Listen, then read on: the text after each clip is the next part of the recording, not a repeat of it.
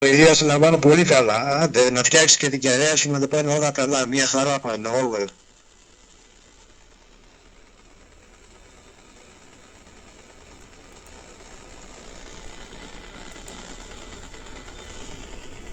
Έλα, ναι, πάρα πολύ ωραία.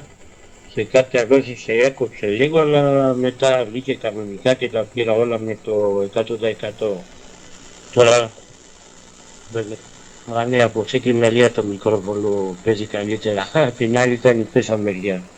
Ένα παράξενο μικρόφωνο πέρα από ένα Κινέζο πριν 5 ευρώ.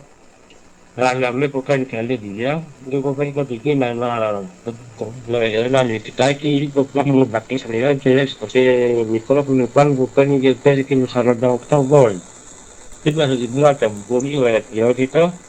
Δεν το έχω δοκιμάσει. Εγώ κάποια στιγμή θα το βάλω πάνω να δω πώς παίζει.